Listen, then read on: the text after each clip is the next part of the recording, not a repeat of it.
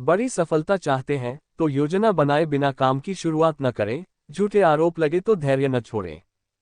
जब भगवान विष्णु श्री कृष्ण रूप में अवतार लेने वाले थे तो देवकी और वसुदेव कंस की कैद में थे, और कंस ने देवकी वसुदेव की छठी संतानों का वध कर दिया था। जैसे ही सातवीं संतान के रूप में बलराम देवकी के गर्भ में आए तो भगवान विष्णु ने योगमाया से कहा था कि आप इस सातवीं संतान को देवकी के गर्भ से निकालकर वसुदेव जी की दूसरी पत्नी रोहिणी के गर्भ में स्थापित कर दो। इसके बाद कंस को ये सूचना दी जाएगी कि सातवां गर्भ गिर गया है। योगमाया ने ऐसा ही किया। इसके बाद जब आठवीं संतान के जन्म का समय आया तो भगवान ने योगमाया से कहा कि अब मेरे अवतार लेने का समय आ गया है। जब मेरे अवतार का जन्म होगा ठीक उसी समय आप गोकुल में यशोदा के गर्भ से जन्म लेना। वसुदेव जी कंस के कारागार से निकालकर मुझे गोकुल पहुंचाएंगे और आपको लेकर कंस के कारागार में आ जाएंगे। जब कंस आठवीं संतान को मारने के लिए आएगा तब आप मुक्त हो जाना। भगवान ने जो योजना बनाई थी उसी के अनुसार श्री कृष्ण का अवतार हो गया। बाल कृष्ण माखन चोरी की लीला कर रहे थे। गोकुल के इस वजह से काफी परेशान थे। एक दिन गांव के नंद बाबा और यशोदा के पास पहुंचे और कान्हा की शिकायत करने लगे। नंद बाबा ने कृष्ण से पूछा कि तुम माखन चोरी क्यों करते हो, जबकि हमारे घर में तो बहुत माखन है। कृष्ण ने कहा कि आप लोग मेहनत से दूध, दही, घी, माखन तैयार करते हैं और फिर ये चीजें कर के रूप में दुष्ट कंस को दे देते हैं और इस वजह से गांव के बच्चों को माखन नहीं मिलता है। आपके इस काम से कंस की ताकत लगातार बढ़ रही है।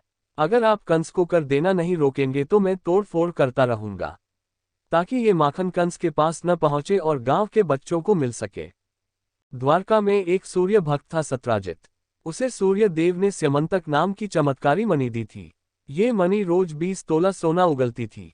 एक दिन श्रीकृष्ण ने सत्राजित से कहा कि आप ये मणि राजकोष में देंगे तो इससे मिले धन से प्रजा की अच्छी देखभाल हो सकेगी।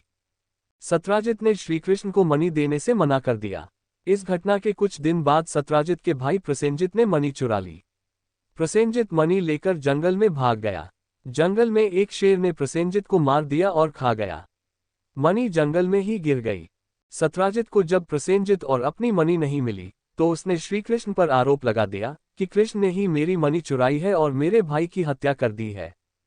श्रीकृष्ण पर चोरी और हत्या का कलंक लग गया। श्रीकृष्ण ने उस समय क्रोध नहीं किया, धैर्य बनाए रखा और इस आरोप को गलत साबित करने के लिए जंगल की ओर चल दिए।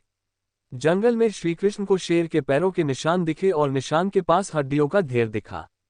श्रीकृष्ण समझ गए कि प्रसेनजित को शेर ने मार दिया है और मणि यहीं कहीं गिर गई है। श्रीकृष्ण मणि खोजते हुए एक गुफा में पहुंच गए। गुफा में जामवंत रहते थे। श्रीकृष्ण ने मणि मांगी तो जामवंत नहीं दी। इसके बाद दोनों का युद्ध हुआ। युद्ध में श्रीकृष्ण जीत गए। जामवंत समझ गए कि ये भगवान श्रीराम के ही अवतार हैं।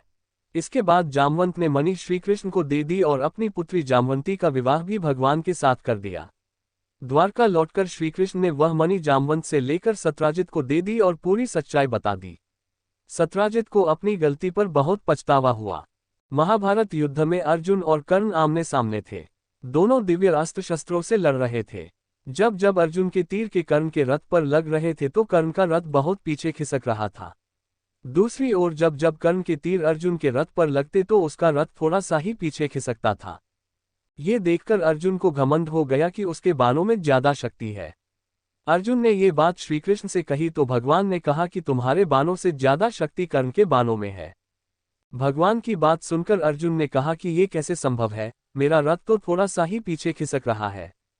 श्रीकृष्ण ने कहा कि तुम्हारे रथ पर मैं स्वयं बैठा हूँ, ऊपर ध्वजा पर हनुमान जी विराजित हैं, तुम्हारे रथ के पहिए को शेषनाग ने थाम रखा है।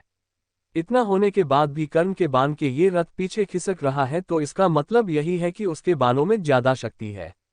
ये बात सुनकर अर्जुन को अपनी गलती का एहसास हो गया और उसका घमंड टूट गया। इस कथा की सीख। इस कथा में श्रीकृष्ण ने अर्जुन को सीख दी है कि कभी अपनी शक्ति का घमंड न करें और शत्रु को कमजोर न समझें।